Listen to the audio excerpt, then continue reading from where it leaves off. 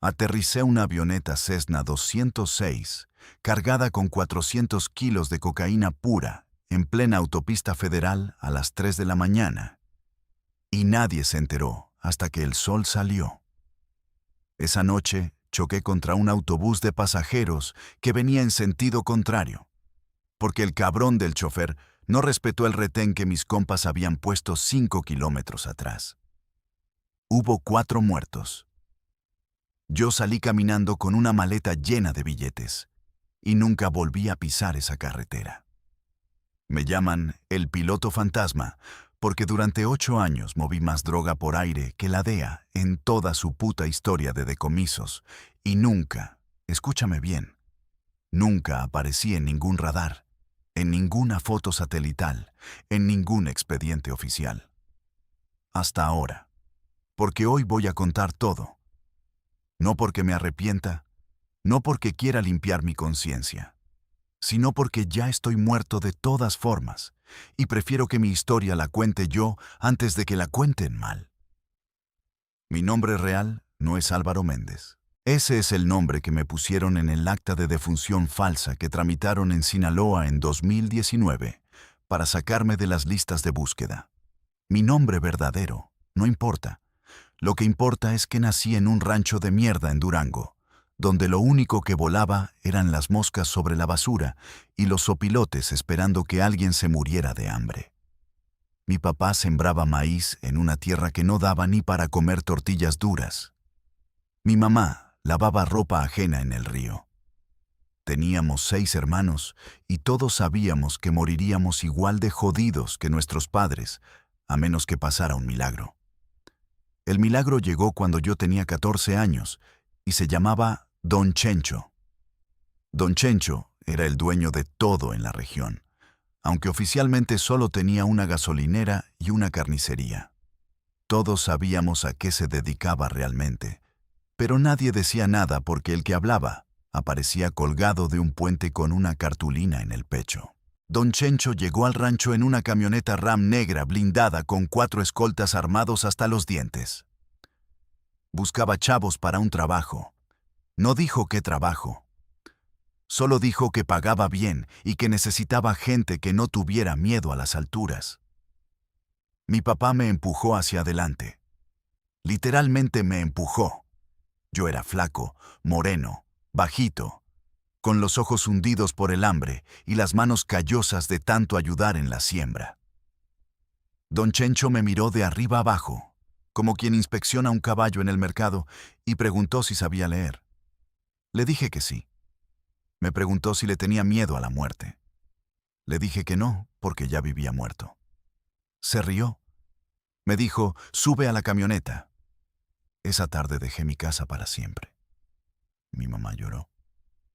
Mi papá no dijo nada, pero vi en sus ojos que acababa de venderme igual que se vende un becerro. Mis hermanos me miraron con una mezcla de envidia y terror. Yo no sentí nada. Solo pensé que cualquier cosa era mejor que morir de hambre, viendo cómo tu familia se pudre lentamente en un rancho olvidado por Dios y por el gobierno. Me equivoqué. Había cosas mucho peores que morir de hambre. Pero eso lo entendería después. Me llevaron a un hangar clandestino que estaba en medio de la nada a 3 horas de camino por brechas que ni siquiera aparecían en los mapas. Era un terreno plano rodeado de cerros con una pista de tierra compactada de casi 1000 metros de largo y un galpón de lámina donde guardaban 4 avionetas Cessna, 2 Piper y un King Air que parecía sacado de una película. Había como 20 chavos más. Todos teníamos la misma cara de hambre y desesperación. Don Chencho nos reunió afuera del hangar y nos dijo las reglas. Regla número 1. Aquí no se pregunta. Regla número 2. Lo que vean aquí se queda aquí o se van con la lengua cortada. Regla número 3. El que le tenga miedo a volar, se puede regresar caminando ahora mismo. Nadie se movió. Don Chencho sonrió. Dijo, bienvenidos al negocio más peligroso y más rico del mundo. Los primeros 6 meses fueron entrenamiento puro. Nos enseñaron mecánica básica de aviones, cómo cambiar una llanta, cómo revisar los niveles de aceite, cómo detectar fallas en el motor solo por el sonido. Nos enseñaron a cargar y descargar bultos de droga en menos de 5 minutos, sin dejar rastro. Nos enseñaron a manejar GPS rudimentarios y a leer mapas topográficos. Y lo más importante, nos enseñaron a volar. No con instructores certificados ni en escuelas oficiales. Nos enseñaron los viejos. Los pilotos que llevaban 30 años moviendo mota, coca, heroína, cristal, lo que fuera. Tipos que habían aprendido a volar en la guerra contra el narco de los 80 cuando todavía usaban aviones de la Segunda Guerra Mundial. Tipos que conocían cada montaña, cada cañón, cada ruta invisible del norte de México mejor que sus propias manos. Mi instructor se llamaba el Tucán. Era un viejo flaco y arrugado como pasa que parecía que se lo iba a llevar el viento, pero que tenía las manos más firmes que había visto en mi vida. El Tucán había sido piloto agrícola en los 70 fumigando campos de algodón, hasta que un narco le ofreció el triple por fumigar con otra cosa. Desde entonces había volado más de 3,000 misiones. Me dijo que la clave para sobrevivir en este negocio era ser invisible. Volar bajo, muy bajo. Tan bajo que los radares no te detecten. Tan bajo que si te encuentras con un avión militar, finjas ser un fumigador perdido. Tan bajo que puedas aterrizar en cualquier carretera, en cualquier rancho, en cualquier claro del bosque sin necesidad de torre de control, ni luces de pista. La primera vez que me subí a una Cessna como copiloto, casi me meo del miedo. El Tucán se rió de mí. Dijo que todos se meaban la primera vez. Despegamos de esa pista clandestina a las 5 de la mañana, con el sol apenas asomándose entre los cerros, y yo sentí que el estómago se me salía por la boca. Volamos a menos de 100 metros de altura siguiendo las curvas de las montañas, como si fuéramos un pájaro gigante. El Tucán me explicaba todo sin quitarle los ojos al horizonte. Me decía, esto es un valle donde puedes aterrizar de emergencia. Esto es un pueblo donde hay soldados, así que hay que rodearlo. Esto es una antena de radio, así que hay que bajar más. Volamos durante 2 horas y cuando regresamos, yo estaba temblando, pero también sentía algo que nunca había sentido. Poder. El Tucán me enseñó a volar durante 6 meses, todos los días, a veces 2 o 3 vuelos por día. Aprendí a despegar en pistas de tierra llenas de piedras. Aprendí a aterrizar con viento cruzado. Aprendí a calcular el peso de la carga solo viendo los bultos. Aprendí a volar de noche sin luces usando solo la luna y las estrellas. Aprendí a esquivar helicópteros militares metiéndome en cañones, donde no podían seguirme. Aprendí a aterrizar en autopistas en menos de 300 metros. Y sobre todo, aprendí que en este negocio no hay segunda oportunidad. O lo haces bien o te matas.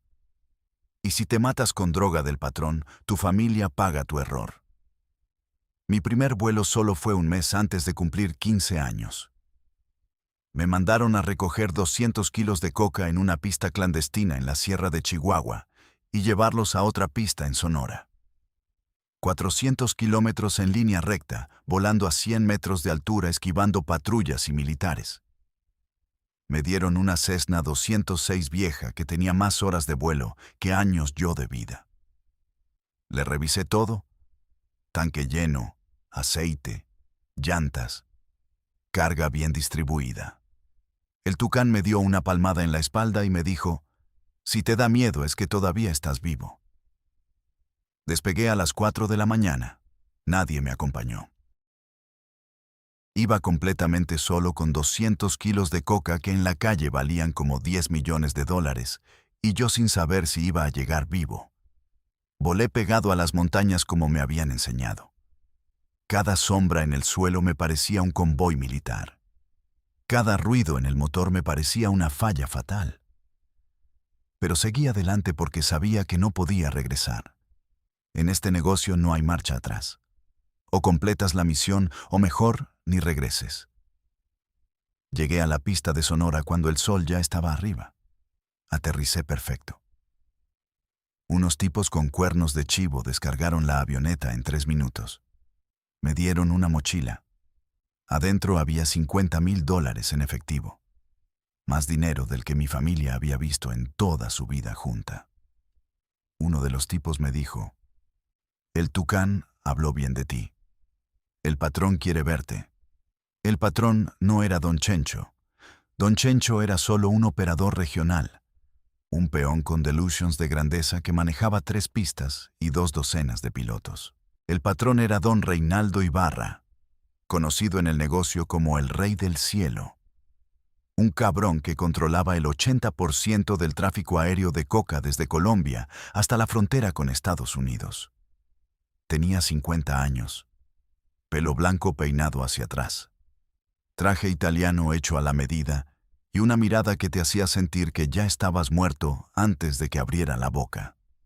Me recibió en una casa de seguridad en las afueras de Culiacán, que por fuera parecía una casa normal de clase media, pero por dentro era un puto palacio con pisos de mármol, cuadros originales en las paredes y un tigre de Bengala enjaulado en el jardín trasero.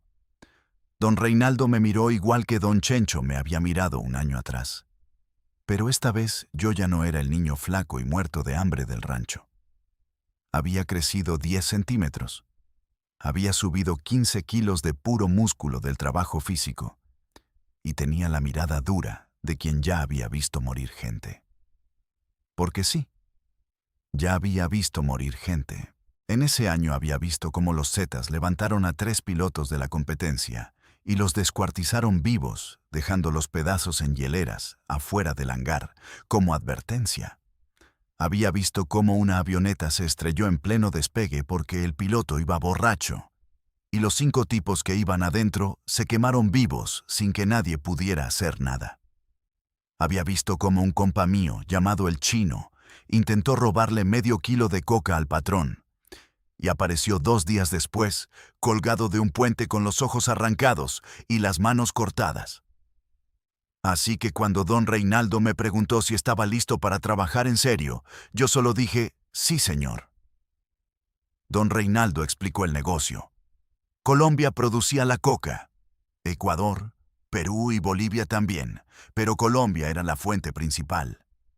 De allá salían aviones grandes, jets privados, cargueros modificados que volaban hasta Centroamérica. En Guatemala, Honduras y Nicaragua la descargaban y la repartían en cargamentos más pequeños. De ahí entraba a México por el sur, por Chiapas y Quintana Roo. Y de México tenía que llegar a la frontera con Estados Unidos. Ese era nuestro trabajo. Mover la droga desde el sur de México hasta Sonora, Chihuahua, Coahuila, Tamaulipas, Baja California. 500, 1000, 2000 kilómetros en avionetas que no aparecían en ningún registro, volando por rutas que cambiaban cada semana para no ser predecibles. Don Reinaldo me dijo que él necesitaba pilotos que fueran invisibles. Pilotos que pudieran aterrizar en cualquier parte sin llamar la atención. Pilotos que si los agarraban no hablaran. Pilotos fantasma. Me preguntó si yo podía hacer eso. Le dije que sí, porque ya no tenía nada que perder. Mi primer trabajo oficial para Don Reinaldo fue 2 semanas después. Me mandaron a Tapachula, Chiapas, casi en la frontera con Guatemala. Tenía que recoger 350 kilos de coca que acababan de cruzar desde Honduras y llevarlos a un rancho cerca de Hermosillo, Sonora. 1500 kilómetros en línea recta. 6 horas de vuelo. Solo. De noche. Sin luces. Con una avioneta Cessna Caravan que tenía los tanques de combustible modificados para aguantar el viaje completo, sin reabastecimiento. Me dieron mapas, coordenadas GPS, números de teléfono de contactos de emergencia por si algo salía mal, y una pistola Beretta 9 milímetros con 2 cargadores. Me dijeron: si te interceptan los militares, tira la droga al mar o a la montaña y aterriza donde puedas. Si te agarran en tierra con la droga, mejor pégate un tiro porque lo que te van a hacer es peor que la muerte. Despegué de una pista clandestina en la selva chiapaneca a las 11 de la noche. Hacía un calor del demonio y la humedad era tan espesa que sentías que respirabas agua. La avioneta estaba tan cargada que necesité casi toda la pista para despegar. Los primeros 100 kilómetros fueron fáciles. Volé bajo siguiendo la costa del Pacífico con el Mar Negro a mi izquierda y las luces dispersas de los pueblos a mi derecha. Pero después, tuve que meterme tierra adentro para evitar las bases militares de Oaxaca. Eso significaba volar entre montañas de noche sin luces de navegación, usando solo el GPS y mi instinto. Cada sombra oscura en el suelo podía ser un cerro, un cañón, una antena. Cada luz en la distancia podía ser un pueblo, una patrulla, un retén militar. A mitad del vuelo, sobre Michoacán, el motor empezó a hacer un ruido raro. Un golpeteo metálico que no debería estar ahí. El corazón se me fue a la garganta. Revisé todos los instrumentos. Presión de aceite normal, temperatura normal, RPM normales. Pero el ruido seguía. Tenía dos opciones: aterrizar de emergencia en alguna carretera y arriesgarme a que me agarraran con 350 kilos de coca, o seguir volando y arriesgarme a que el motor se apagara en pleno vuelo sobre las montañas. Decidí seguir. Reduje velocidad. Subí un poco de altura para tener margen de maniobra si el motor moría. El ruido siguió durante 40 minutos. 40 minutos que se sintieron como 40 horas. Y entonces dejó de sonar. Así nomás. Se fue. Nunca supe qué fue. Quizá una varilla suelta. Quizá mi imaginación. Quizá Dios o el diablo jugando conmigo. Llegué al rancho cerca de Hermosillo a las 5 de la mañana. Estaba oscuro todavía, pero empezaba a clarear. Sobrevolé la zona 2 veces para asegurarme de que no había movimiento sospechoso.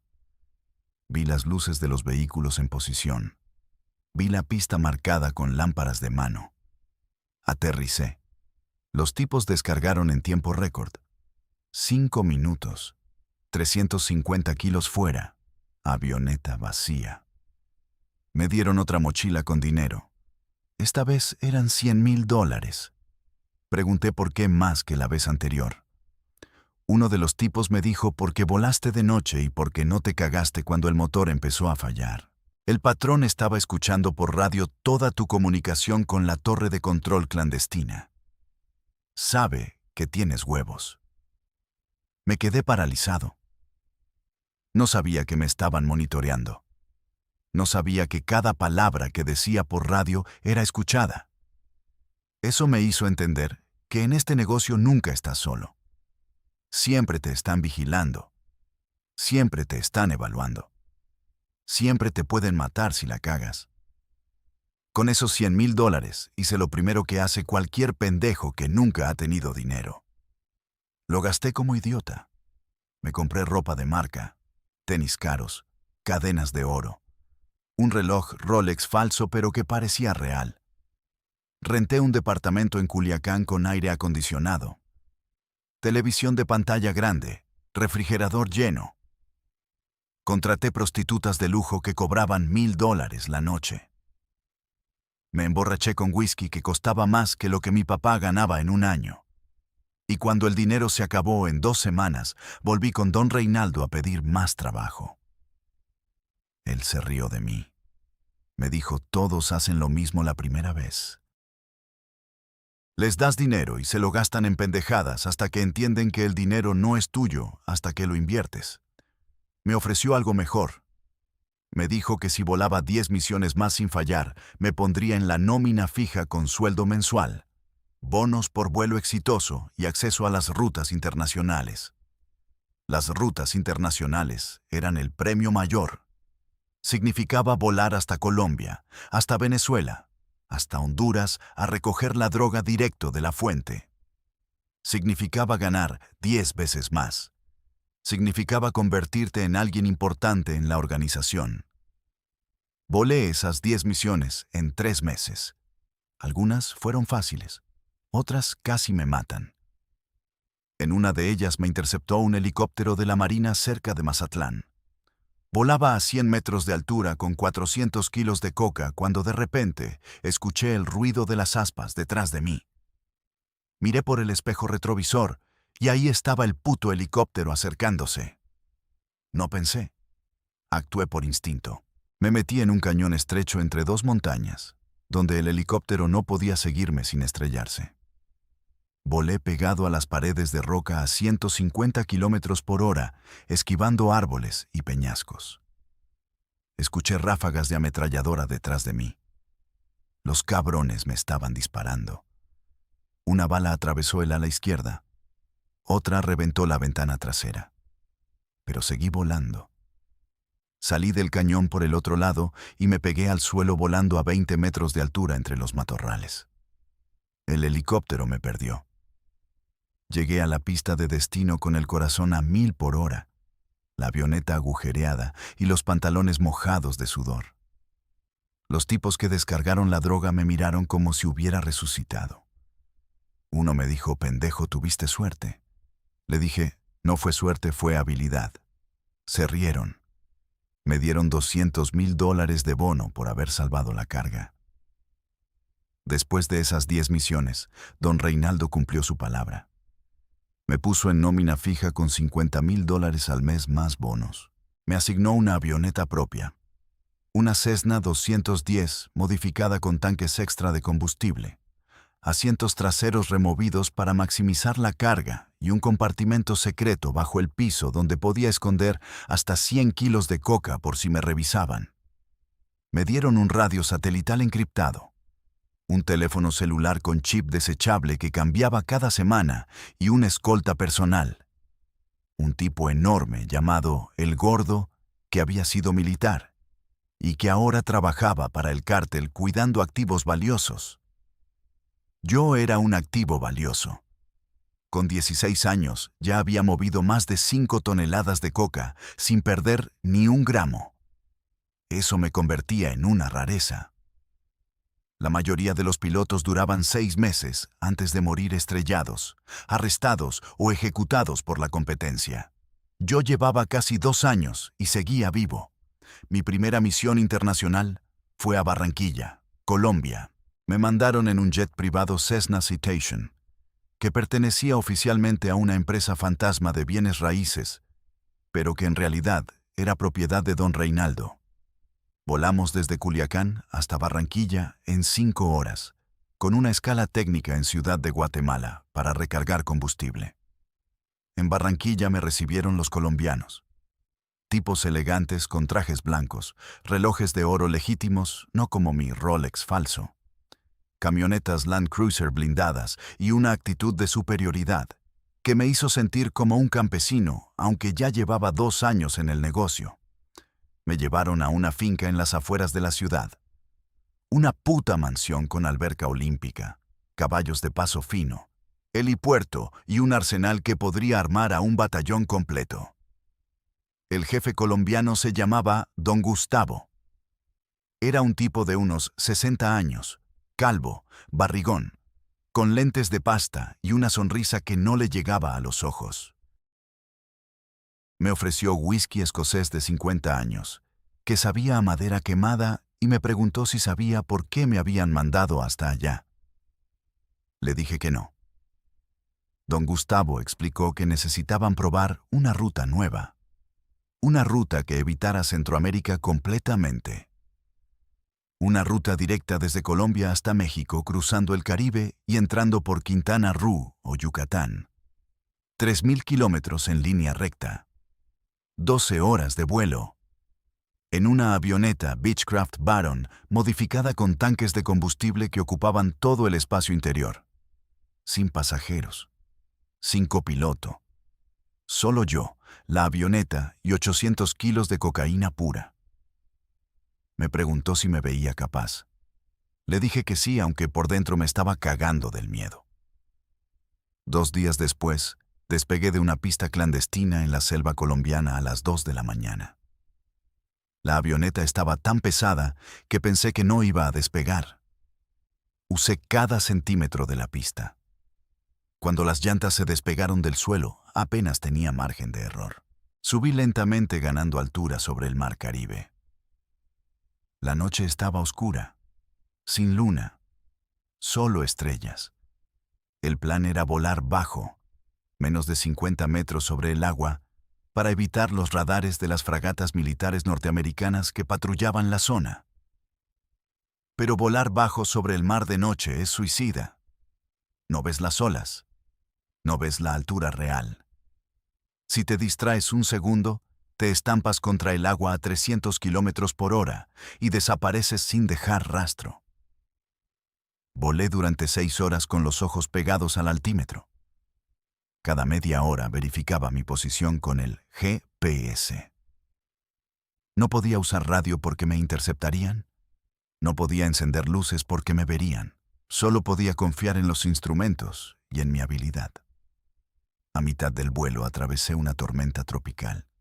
Lluvia que golpeaba el parabrisas como piedras.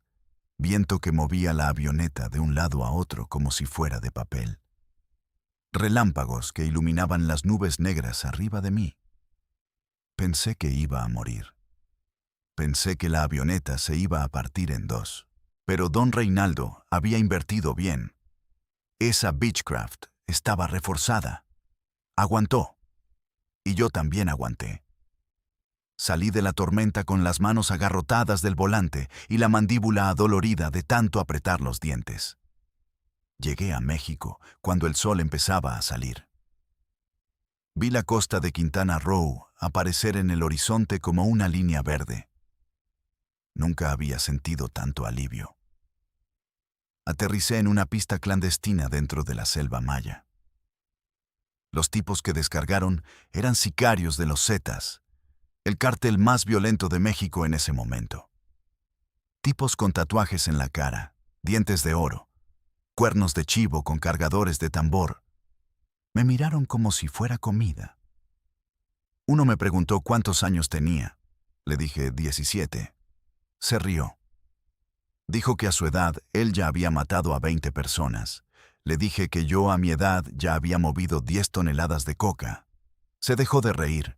Me dieron $500,000 en efectivo. Me dijeron que don Reinaldo estaba orgulloso. Me dijeron que ahora era oficialmente un piloto fantasma de primer nivel.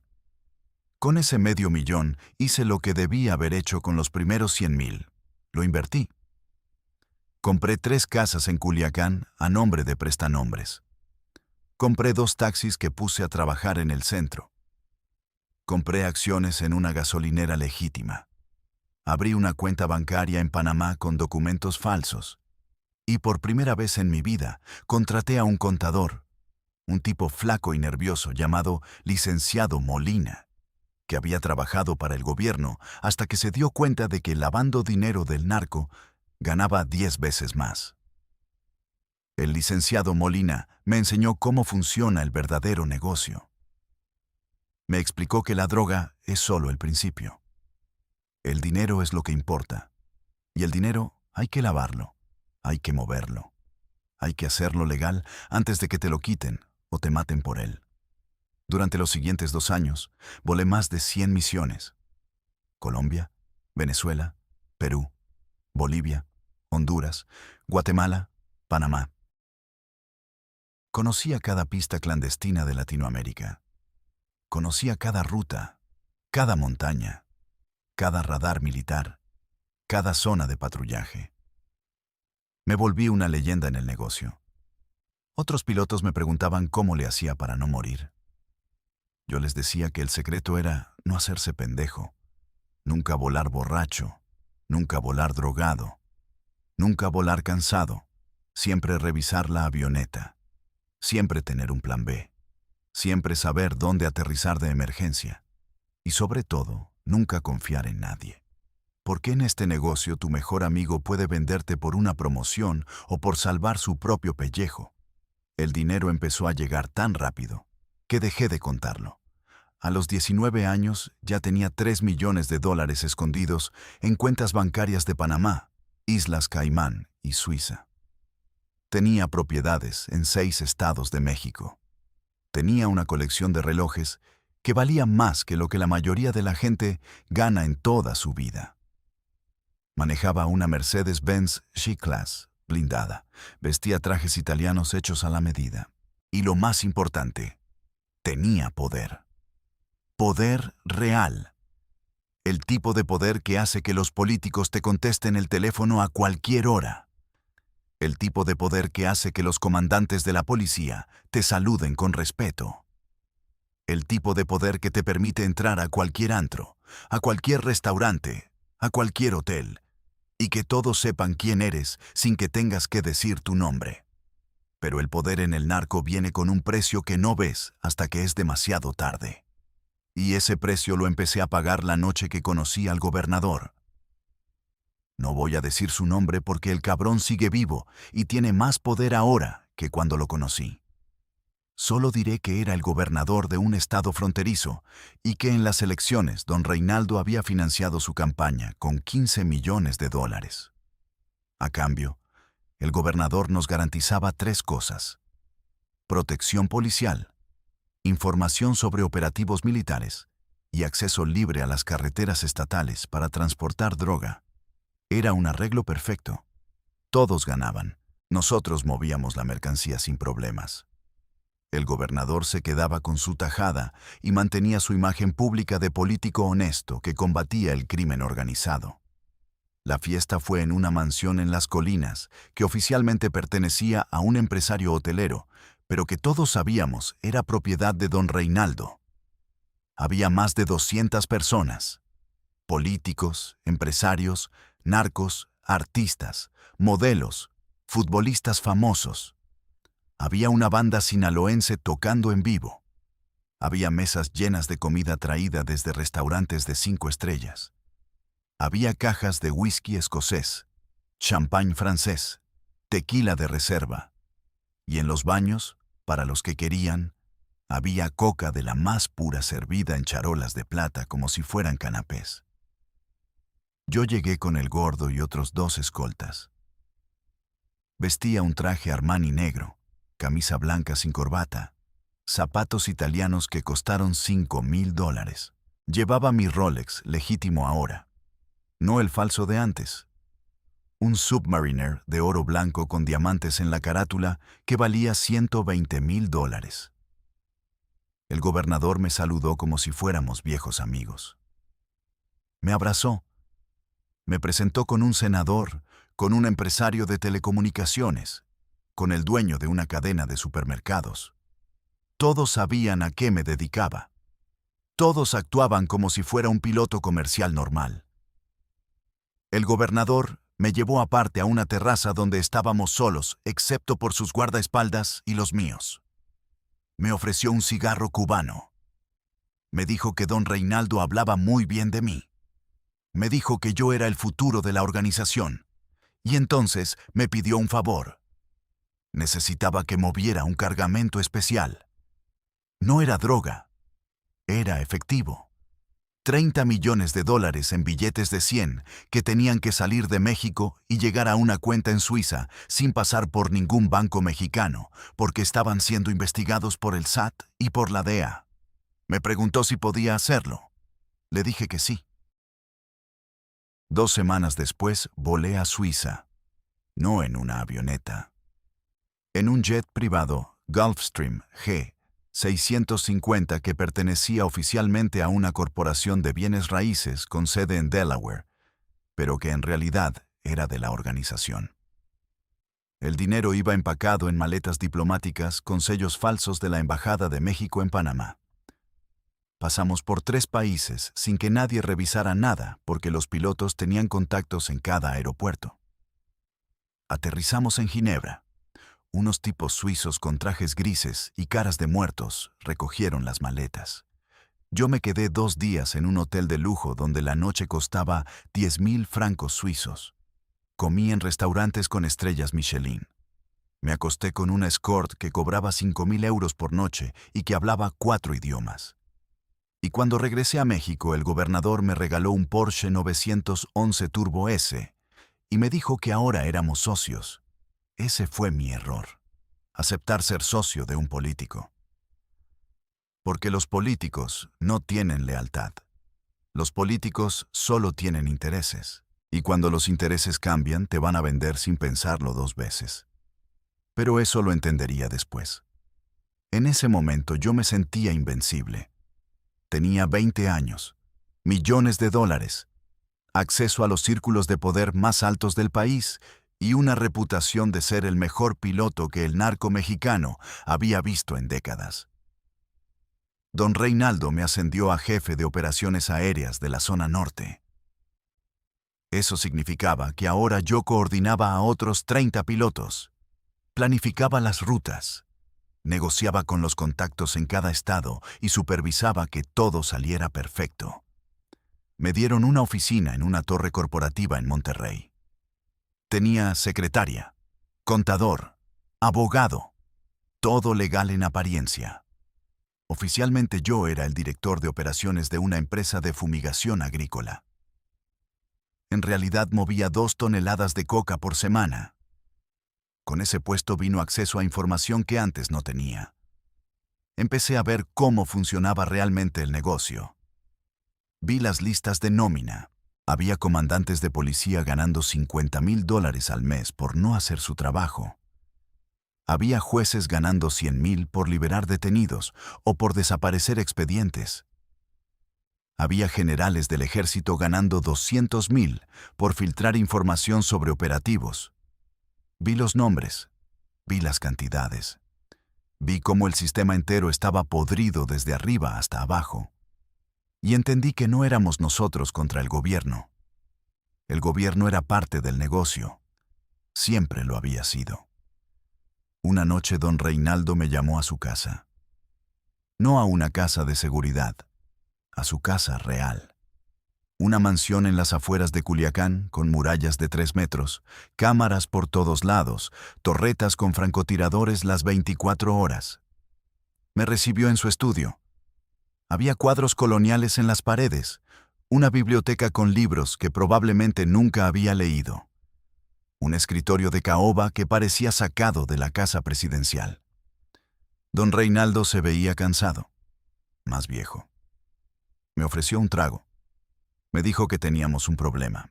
Los Zetas estaban expandiéndose. Querían quedarse con nuestras rutas en Tamaulipas. Ya habían matado a 5 de nuestros pilotos. Ya habían secuestrado a 2 de nuestros contactos en Nuevo Laredo. Ya habían quemado 3 de nuestras pistas clandestinas. Me preguntó si estaba dispuesto a hacer algo que iba más allá de volar avionetas. No entendí a qué se refería hasta que me mostró las fotos. Eran imágenes satelitales de un rancho en Tamaulipas. Don Reinaldo explicó que ahí se escondía el comandante Toro, el jefe de los Zetas en la región, el tipo que había ordenado las ejecuciones de nuestros pilotos, el tipo que estaba intentando robarnos el territorio. Don Reinaldo quería que yo volara bajo, muy bajo, y lanzara 2 bombas incendiarias sobre ese rancho en plena noche. No eran bombas militares. Eran tambos de gasolina de 200 litros con explosivo C4 pegado. Primitivo, pero efectivo. Me preguntó si podía hacerlo. Le dije que técnicamente sí. Me preguntó si estaba dispuesto a hacerlo. Me quedé callado. Nunca había matado a nadie directamente. Había movido la droga que mataba a miles. Había trabajado para gente que torturaba y ejecutaba. Pero yo nunca había jalado el gatillo. Don Reinaldo me miró fijamente. Me dijo que llegaba un momento en el que todos teníamos que mancharnos las manos o nos mataban. Me dijo que yo ya no era solo un piloto. Era parte de la familia. Y en esta familia todos mataban. Acepté. ¿Qué más podía hacer? Rechazar significaba morir o peor. Que mataran a mi familia de regreso en Durango, a quienes yo les mandaba dinero cada mes sin verlos desde hacía años. 3 noches después, volé hacia Tamaulipas en una Cessna 206 modificada. En el asiento del copiloto iban los 2 tambos con gasolina y explosivos conectados a detonadores remotos. Volé a menos de 30 metros de altura para no ser detectado. Llegué al rancho a las 3 de la mañana. Había luces encendidas, camionetas afuera, gente despierta. Eso complicaba las cosas, pero no podía regresar. Hice 2 pasadas. En la primera tiré el primer tambo. Explotó en el techo de la casa principal. Las llamas subieron instantáneamente. La gente empezó a salir corriendo. En la segunda pasada tiré el segundo tambo. Explotó cerca de las camionetas. 3 de ellas se incendiaron. Escuché gritos, escuché disparos. Alguien me estaba disparando desde el suelo. Una bala atravesó el ala. Otra rompió la ventana trasera. Aceleré y me largué. Volé de regreso con las manos temblando. Cuando aterricé en la pista clandestina, el gordo me estaba esperando. Me dijo que había hecho un buen trabajo. Dijo que habíamos matado a 17 personas, incluyendo al comandante Toro. Me dio $1 millón en efectivo. Yo vomité en la pista. Esa noche no pude dormir. Cada vez que cerraba los ojos, veía las llamas. Escuchaba los gritos. Sabía que había cruzado una línea de la que no podía regresar. Antes era un criminal, ahora era un asesino. Don Reinaldo me llamó al día siguiente. Me felicitó. Me dijo que los Zetas habían jurado venganza, pero que no sabían quién había sido. Me dijo que yo era valioso para la organización. Me subió el sueldo a $100,000 al mes. Me dio un bono de 2 millones. Me prometió protección de por vida. Yo solo quería desaparecer. Pero ya era demasiado tarde. Estaba atrapado. Cuando entras al narco puedes salir de 3 formas: muerto, en la cárcel o traicionando a todos. Y yo no quería ninguna de las 3. Los siguientes meses fueron una espiral de violencia que no terminaba nunca. Los Zetas respondieron ejecutando a 20 personas en Culiacán. Nosotros respondimos quemando 3 bares en Monterrey que eran de ellos. Ellos secuestraron a la familia de uno de nuestros lugartenientes y los decapitaron en video. Nosotros emboscamos un convoy de ellos y matamos a 30 sicarios. La guerra se salió de control. Los militares intervinieron, empezaron operativos masivos, cayeron pistas, cayeron bodegas, cayeron pilotos. Yo sobreviví porque era cuidadoso, porque cambiaba de casa cada semana, porque nunca usaba el mismo teléfono 2 veces, porque dormía con una pistola bajo la almohada y un chaleco antibalas en el closet. Pero la paranoia te come vivo. Empecé a desconfiar de todos, de mis escoltas, de mis pilotos, de mis contactos. Cada vez que sonaba el teléfono pensaba que era una trampa. Cada vez que veía una camioneta desconocida pensaba que venían por mí. Dejé de salir a fiestas. Dejé de ver mujeres. Dejé de confiar hasta en mi propia sombra. Y entonces pasó lo que tenía que pasar. Me traicionaron. La traición vino de donde menos lo esperaba. No fue uno de mis pilotos. No fue un sicario resentido. No fue la competencia. Fue el puto gobernador. El mismo cabrón que me había regalado el Porsche. El mismo que me llamaba socio. El mismo que había brindado conmigo en su mansión mientras la banda tocaba. Resulta que el gobernador tenía aspiraciones más grandes. Quería ser senador. Y para ser senador necesitaba limpiarse. Necesitaba demostrar que combatía al narco. Necesitaba un trofeo mediático. Y ese trofeo iba a ser yo. Me enteré por el licenciado Molina. Me llamó a las 2 de la mañana histérico. Me dijo que acababa de recibir una llamada de un contacto en la Procuraduría. Me dijo que había una orden de aprehensión contra mí firmada por un juez federal. Me dijo que el operativo iba a ser en menos de 6 horas. Militares, federales, hasta la DEA estaba involucrada. Me dijo que alguien muy arriba había dado mi ubicación exacta, mis placas, mis casas de seguridad, todo. Le pregunté quién. Me dijo que no estaba seguro, pero que solo 3 personas en el mundo Tenían toda esa información. Don Reinaldo, el gordo y el gobernador. Don Reinaldo me había salvado el pellejo demasiadas veces para traicionarme. El gordo era leal hasta la muerte. Solo quedaba el gobernador. Desperté a el gordo. Le dije que nos íbamos. Agarramos 2 maletas con efectivo, 3 teléfonos satelitales, documentos falsos y armas. Salimos de la casa de seguridad en Monterrey a las 3 de la mañana. Manejamos hacia el norte, no a la frontera porque ahí nos estarían esperando. Manejamos hacia las montañas de Coahuila, donde teníamos un rancho remoto que casi nadie conocía. Llegamos al amanecer. Desde ahí hice llamadas. Llamé a don Reinaldo. No contestó. Llamé a sus lugartenientes. Nadie sabía nada o nadie quería decirme nada. Llamé a contactos en el gobierno. Todos me evitaron. Fue ahí cuando entendí que estaba completamente solo. El gobernador no solo me había vendido a mí. Había negociado con don Reinaldo. Le había dicho entregas al piloto fantasma y yo te doy 3 años más de protección y acceso a nuevas rutas en Texas. Don Reinaldo había hecho cuentas. Un piloto contra 3 años de expansión territorial. No fue ni siquiera una decisión difícil. El gordo me sugirió que huyéramos a Centroamérica. Teníamos contactos en Guatemala, en Honduras, en Nicaragua. Podíamos escondernos ahí durante años. Yo consideré la opción, pero sabía que no funcionaría. Los tentáculos de don Reinaldo llegaban hasta allá.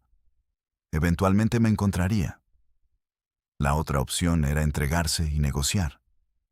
¿Pero negociar qué? Yo sabía demasiado. Sabía nombres de políticos, de jueces, de generales. Si hablaba me mataban en prisión antes del juicio. Si no hablaba me pudrían en una celda durante 40 años. La tercera opción era la más peligrosa, pero la única que me daba una posibilidad real de sobrevivir. Desaparecer completamente. Cambiar de identidad, cambiar de cara, cambiar de vida. Contacté a un tipo que conocía en Tijuana. Se hacía llamar el doctor, aunque no tenía ningún título médico. Era un cirujano plástico que había perdido su licencia por operar borracho y matar a una paciente. Ahora trabajaba para el narco haciendo cirugías clandestinas. Cambiar caras. Cambiar huellas digitales con injertos de piel. Cambiar hasta las córneas para burlar los escáneres biométricos. Le dije que necesitaba volverme otra persona. Me dijo que iba a costar $500,000 y que el proceso era extremadamente doloroso. Le dije que tenía el dinero y que el dolor no me importaba. Me citó en una clínica clandestina en las afueras de Tijuana. Llegué 3 días después. La clínica era un edificio de 2 pisos que por fuera parecía abandonado, pero por dentro tenía equipo médico de primer nivel, robado de hospitales legítimos. El doctor me explicó el procedimiento. Iba a cambiarme la estructura facial completa. Romper y reconstruir los pómulos. Cambiar la forma de la nariz. Inyectar implantes en la mandíbula. Estirar la piel de la frente. Cambiar hasta el color de los ojos con lentes de contacto permanentes implantados quirúrgicamente. Me dijo que cuando terminara ni mi propia madre me reconocería. Le dije que mi madre llevaba 5 años muerta, así que no había problema. La cirugía duró 14 horas. Me pusieron anestesia general, pero cuando desperté el dolor era inimaginable. Sentía que me habían prendido fuego la cara. No podía hablar. No podía comer. Solo podía tomar líquidos por un tubo. Estuve en recuperación durante 3 semanas en esa clínica. El doctor me mantuvo sedado la mayor parte del tiempo. Cuando finalmente me quitaron las vendas y me pusieron frente a un espejo, no me reconocí. El tipo que me miraba desde el espejo era un extraño. Tenía la cara más angulosa, la nariz más delgada, los ojos de un color café claro que nunca había tenido. Hasta mi expresión había cambiado. El doctor había hecho su trabajo. Álvaro Méndez, El piloto fantasma había dejado de existir. Ahora yo era Ricardo Salazar, un empresario de 40 años de Guadalajara, según mis documentos falsos. Pero cambiar la cara no cambia quién eres por dentro. Los primeros meses después de la cirugía fueron los más oscuros de mi vida. Me escondí en un departamento en Ciudad de México. No salía. No hablaba con nadie. Solo veía las noticias. Y las noticias no paraban de hablar de mí.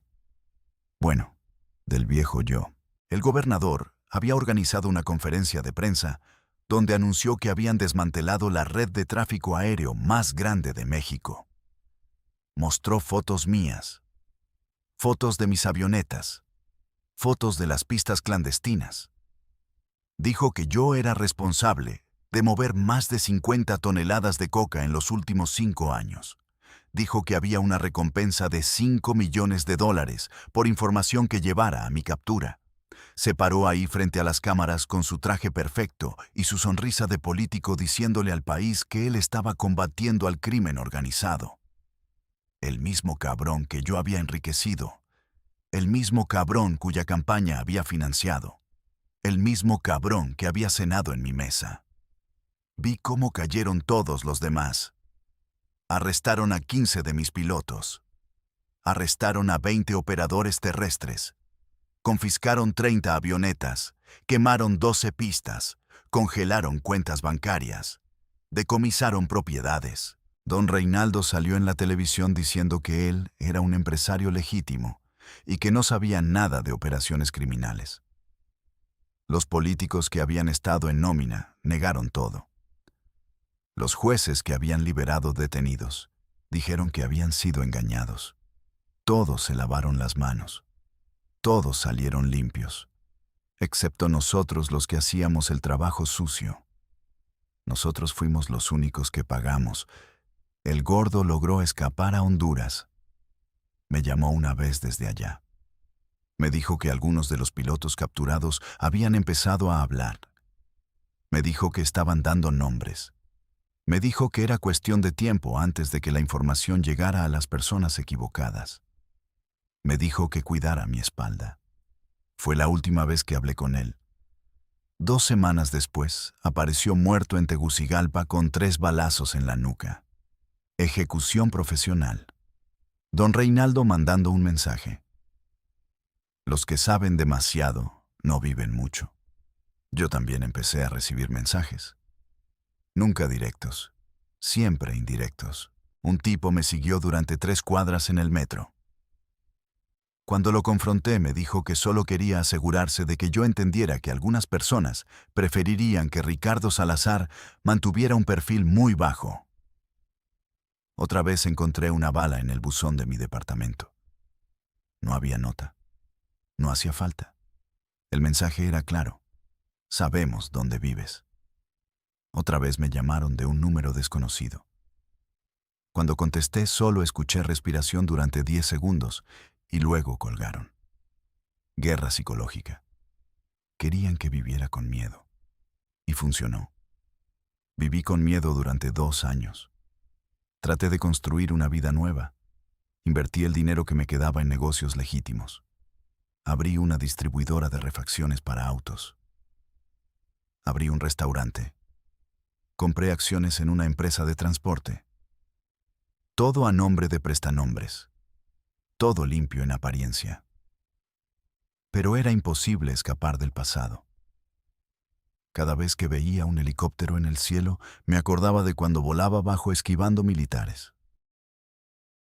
Cada vez que escuchaba un motor de avioneta, me acordaba de las misiones.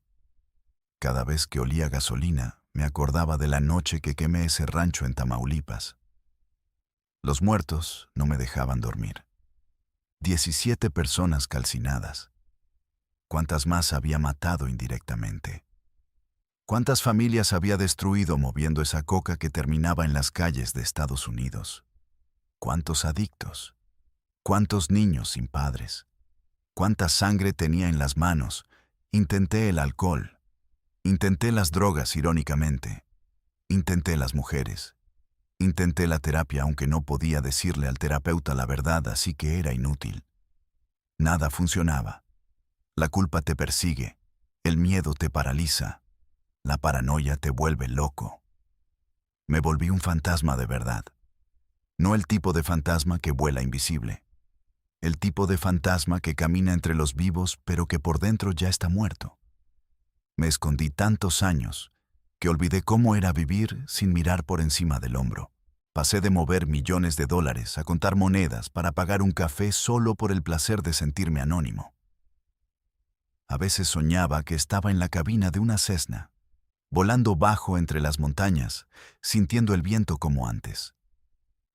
Pero en el sueño la avioneta no despegaba nunca. Siempre terminaba cayendo en picada, incendiándose antes de tocar el suelo. Me despertaba empapado en sudor, con el corazón al borde del colapso. Me tomó mucho tiempo aceptar que esa caída no era un sueño, era mi vida. Han pasado casi 10 años desde que me borré del mapa. Ya no tengo contacto con nadie del viejo mundo. Don Reinaldo murió en Colombia. Dicen que lo traicionaron sus propios hombres y lo entregaron a la DEA disfrazado de turista. El gobernador vive tranquilo, senador de la República. Sonríe en la televisión cada semana hablando de seguridad nacional. Nadie lo toca. Nadie lo menciona.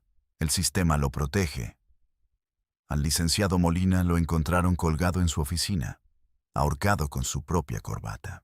Suiza, Panamá, Islas Caimán. Todo ese dinero dejó de existir el día que el SAT empezó a congelar las cuentas. Lo único que me queda son recuerdos y una cicatriz en el rostro cada vez que me miro al espejo. El doctor me cambió la cara, pero no puede cambiarme la mirada. Los ojos de un hombre que sabe que merece su castigo. Vivo en un pueblo costero, donde nadie pregunta y todos fingen no ver. Al principio les dije que había tenido un accidente de avión, por eso las cicatrices, que trabajé de piloto agrícola. Me creen. Me pagan poco por arreglar motores y revisar avionetas turísticas. Ironías de la vida.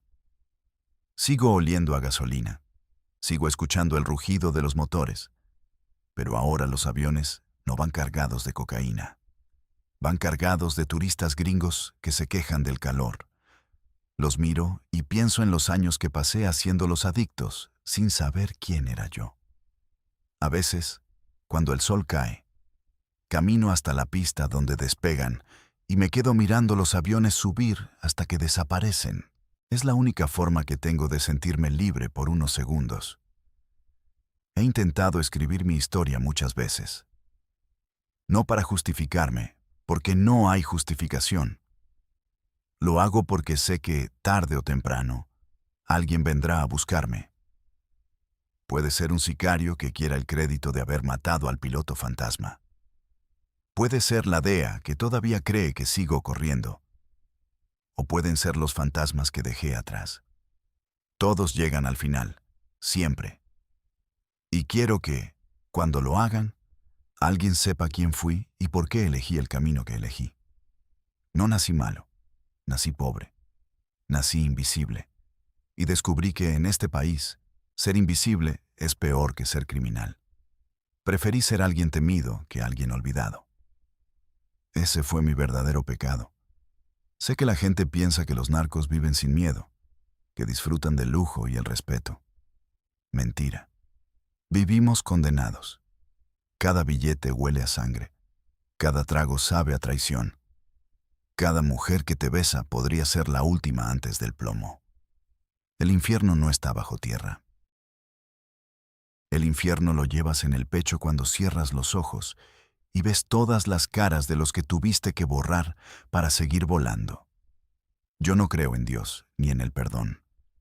Pero si existe algo después de esto, espero que al menos me dejen volar en paz. Una vez, hace unos meses, me sucedió algo que me cambió por completo. Eran las 3 de la mañana, como casi todas las horas importantes de mi vida, cuando escuché un motor afuera. Un sonido suave, constante, como turbina vieja. Salí, convencido de que habían venido por mí. Pero no había nadie, solo el mar. Y ahí, Lejos, en la oscuridad, juraría que vi unas luces. 2 puntos que subían como si una avioneta se hubiera levantado desde el agua misma. Pensé que estaba alucinando. O tal vez el diablo me estaba recordando de dónde venía. Pero hubo algo que me dejó congelado.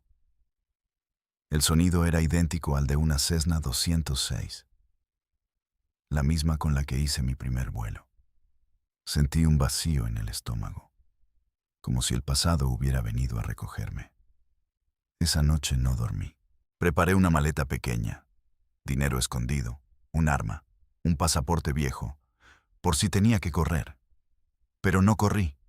Me quedé esperando. Y no pasó nada. Nadie llegó. Nadie llamó. Solo amaneció. El sol entró por la ventana y por primera vez entendí algo que me negué a aceptar durante años. Ya no hay nadie persiguiéndome. No porque me hayan perdonado, sino porque ya no existo. Mis enemigos murieron o se olvidaron. Mis amigos están bajo tierra. El gobierno tiene otros monstruos que cazar. El piloto fantasma ya no interesa. Lo enterraron simbólicamente el día que el gobernador salió en la prensa presumiendo mi captura falsa. Lo mataron en los papeles. Pero yo seguí respirando. Castigo suficiente. Ahora sé que ser fantasma no significa estar muerto. Significa cargar con una vida que no puedes contar, con recuerdos que no te dejan, con secretos que nadie creería aunque los dijeras en voz alta. Por eso hablo ahora. Porque si algún cabrón está escuchando esto, que entienda una cosa. No hay gloria en esta vida. No hay héroes. No hay finales felices. Solo gente corriendo del miedo, intentando comprar tiempo. Los que dicen que el narco te da poder, no entienden que ese poder es un préstamo que siempre te cobran, con sangre o con soledad. A veces me pregunto, ¿cómo sería todo si aquella madrugada no hubiera subido a la camioneta de Don Chencho? Si le hubiera dicho no. Probablemente estaría muerto de hambre en el rancho. Pero al menos mi madre podría rezar por mí sin mentirse. Aunque quién sabe, tal vez el destino era el mismo desde el principio. Algunos nacemos para tocar el cielo y estrellarnos antes de aprender a aterrizar. Mi verdadera confesión es esta. Sigo soñando con volar. No con huir, no con escapar, no con transportar nada. Solo volar. Sentir el viento y no deberle nada a nadie.